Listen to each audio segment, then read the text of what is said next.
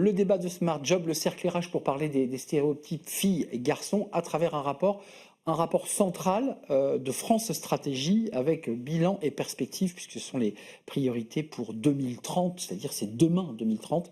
Et j'ai sur ce plateau les deux autrices de ce rapport. Marine de Montaignac, ravie de vous accueillir.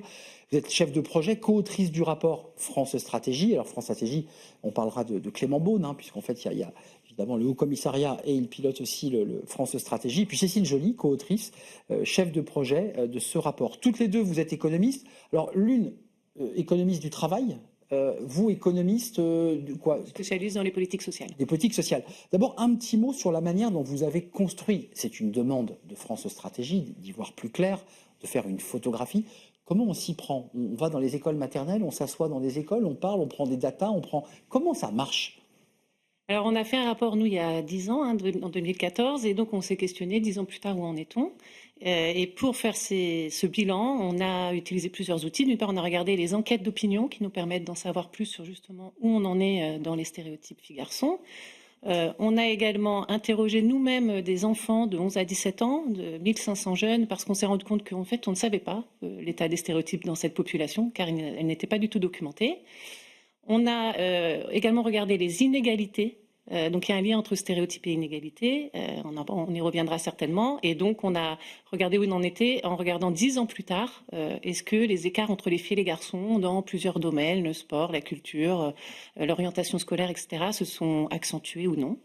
Et enfin, on a identifié des priorités pour les politiques publiques d'ici 2030. On va y venir parce que le sujet dont vous traitez, qui peuvent démarrer dès l'école maternelle quasiment, ont des incidences dans le monde du travail, puisqu'on en parle beaucoup sur ce plateau, des actes sexistes, des propos sexistes qui semblent ne pas se réduire, bien au contraire, voire même augmenter. Sur la méthode, on vient de le voir, c'est croisement de data. Y avait une demande de Clément Beaune, du Haut Commissariat, de faire la photographie, où il y avait une volonté des chercheuses, des spécialistes que vous êtes, de pouvoir voir où on en était. C'est les deux ? Oui, c'est les deux. Et on avait vraiment une volonté de documenter ce qui s'était passé et on a été surpris par les résultats.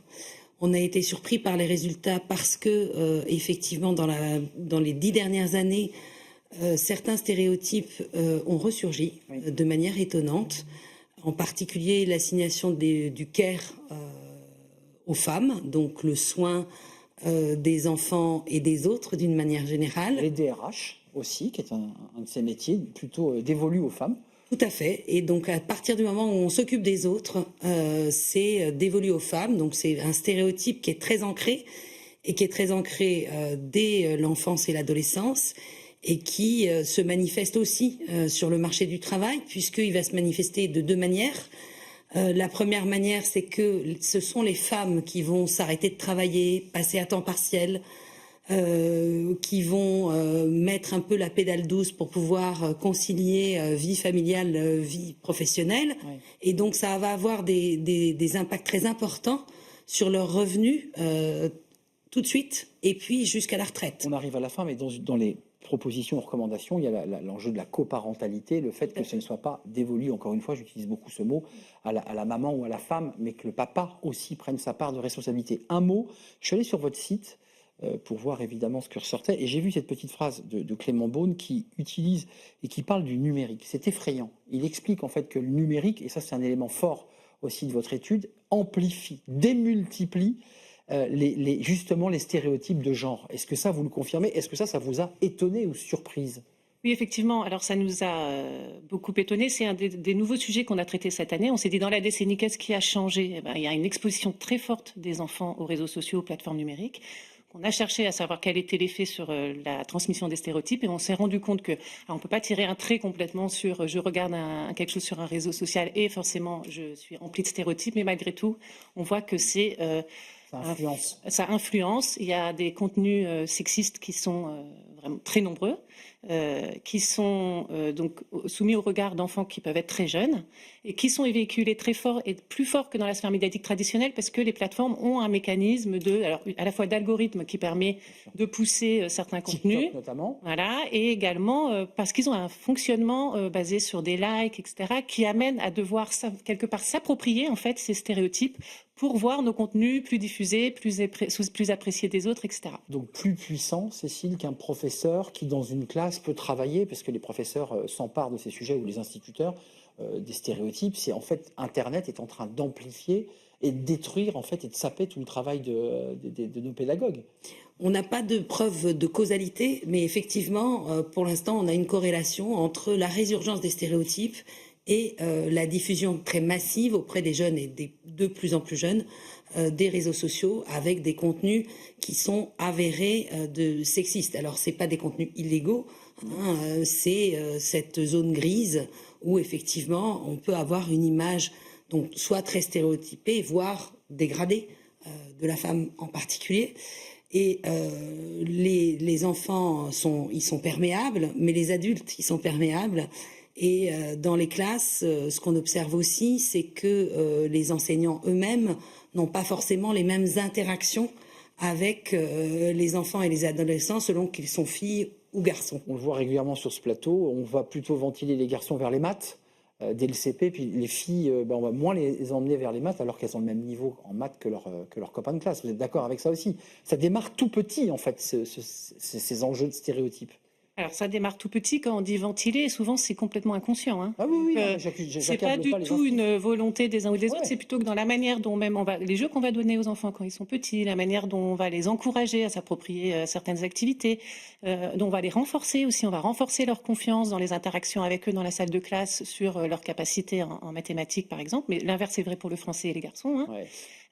Ça va amener finalement à une prise de confiance en soi qui va être plus importante pour les garçons que pour les filles, et puis donc des écarts ensuite en termes de réussite scolaire dans ces matières. Vous avez fait cette photographie dont vous dites qu'à certains égards, elles vous ont étonné, les résultats vous ont étonné, dans le monde du travail, parce que projetons-nous un tout petit peu, vous évoquiez les métiers du care dévolus aux femmes, mais ça veut dire aussi que tous les réseaux sociaux regardés par les salariés, les managers, les dirigeants, ont forcément une incidence aussi dans leur manière de recruter, de faire des choix, de se comporter avec une femme au bureau et au travail. Enfin, Oui, on a. Je vais un peu vite en besogne ou Oui, vous allez un peu vite en besogne, mais c'est le jeu. On a aussi quelque chose qui est très symptomatique où on sait aujourd'hui que le sexisme, c'est une des premières discriminations sur le lieu de travail. Bien sûr. Et qu'effectivement, de toute façon, ça date pas des réseaux sociaux, hein. Cette assignation des femmes au care, et elle était très importante il y a 20 ans hein, déjà. Et donc on a quelque chose amplifié par le numérique quand même. Pas nécessairement dans le monde du travail. Dans le monde du travail, il y a beaucoup d'efforts qui ont été faits, Oui. mais ces efforts, ils sont donc beaucoup liés à la législation, qui, à mesure qu'elle se durcit, les entreprises en prennent compte.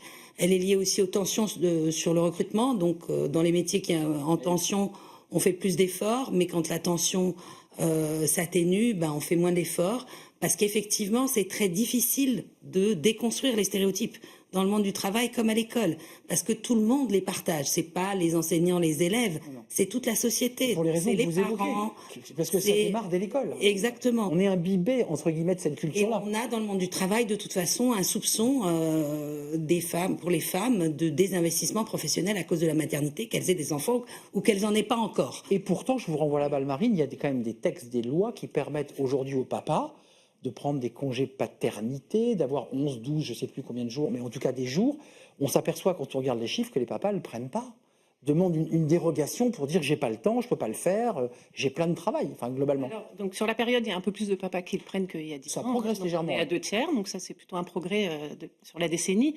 Vous disiez ça commence à l'école, en fait ça commence effectivement même dans le foyer à la naissance de l'enfant. Et donc la volonté, enfin l'important c'est de donner peut-être une place plus grande au papa via le congé paternité. Nous, on propose d'ailleurs de l'allonger pour qu'il puisse être plus présent durant la petite enfance et que derrière, avec d'autres mécanismes qu'on pourrait mettre en place, il y ait un meilleur partage des tâches domestiques, des tâches parentales et que la mère puisse, si elle le souhaite aussi, investir davantage le milieu du travail. Pour vous faire sortir de votre zone de confort, on évoquait les enjeux du numérique, et le numérique, on en parle presque pour tous les sujets, et notamment sur votre sujet, mais on peut le mettre partout. On le canalise, on le limite, on le freine, on range le téléphone dans les classes pour pas qu'on... Comment on fait là avec le numérique dont on dit, dont Clément Beaune, peut-être pas vous, mais Clément Beaune sur votre site dit, il y a une amplification en fait de ce sexisme et de ces stéréotypes. C'est un instrument de construction massive des stéréotypes et ça. d'amplification. On est On d'accord. n'a pas documenté en fait des outils qui sont à utiliser. Nous, on fait des propositions là-dessus. Ça serait une proposition à faire?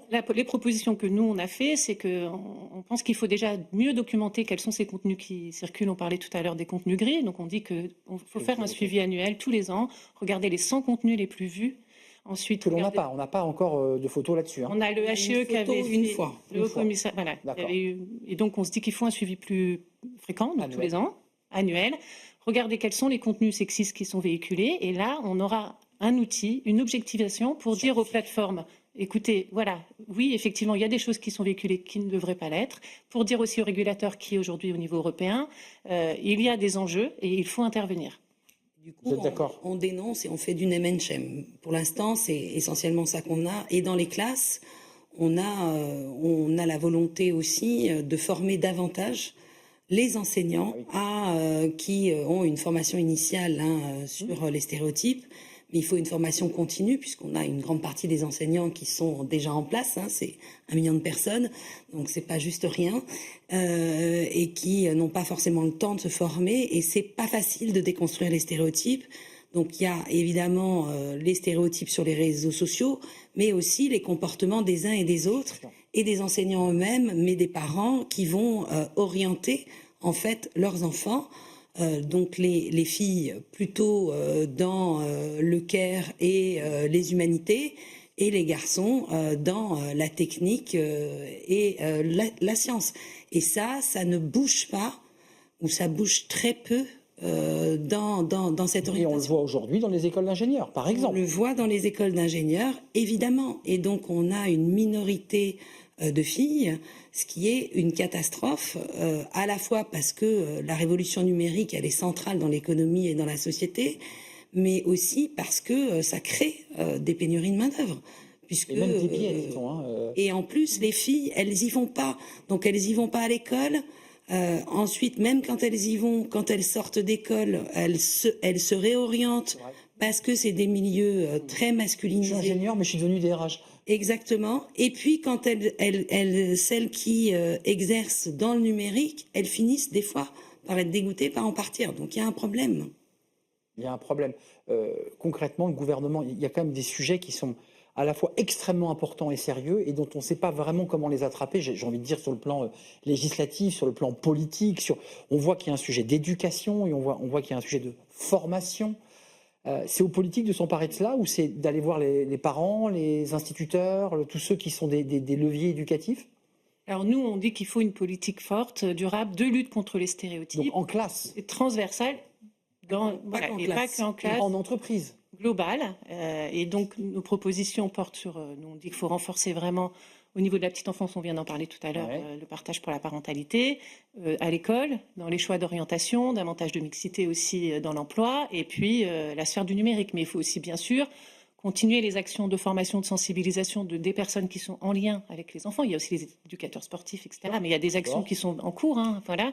Et il y a d'autres actions qui sont prévues par le gouvernement qu'il faut continuer. Mais nous, on insiste sur l'importance d'ici 2030 sur quelques sphères qui nous paraissent prioritaires et que je viens de nommer. Mais 2030, ça me paraissait très loin, puis en fait, c'est dans 5 ans. C'est dans 5 ans, et ce qui manque, c'est la lutte contre les stéréotypes. On l'a dit toutes les deux, c'est une lutte qui est difficile et qui est toujours à recommencer. Pas lâcher. Et donc, il ne faut pas lâcher. Dans un contexte aujourd'hui un peu compliqué de radicalité politique. Où l'environnement international n'est pas favorable et où on constate, encore une fois, nous, on ne s'attendait pas nécessairement à trouver ce résultat, où on a une résurgence des stéréotypes. Donc, il faut aller plus loin, plus fort. Ça ne veut pas dire qu'on fait rien, mais il faut avoir une continuité dans les actions pour compenser puisqu'on est à un moment charnière et où on se dit que si on ne fait pas cet effort, on peut avoir une vraie régression. Et puis, un dernier mot. Oui, ce sont vraiment les stéréotypes, le terreau des inégalités. Donc on ne peut pas atteindre l'égalité femmes-hommes si on ne s'attaque pas à la racine, ce qui les génère. Ouais, effectivement, avec un creuset autour des familles précaires, avec ce sujet-là est posé aussi dans votre rapport. Alors là, on n'est pas particulièrement sur les familles précaires. Là, ce que je voulais dire, c'était qu'il y avait l'enjeu des stéréotypes qui vont générer des inégalités, mais aussi les inégalités qui vont finalement alimenter, nourrir ces stéréotypes. Et c'est plutôt en ce sens qu'il ne faut pas mener une lutte que pour l'un ou que pour l'autre, mais bien une lutte jumelée.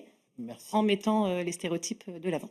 Merci. Il faut traiter toutes les sphères de socialisation des enfants, puisque les enfants, ils regardent ils absorbent et ils regardent.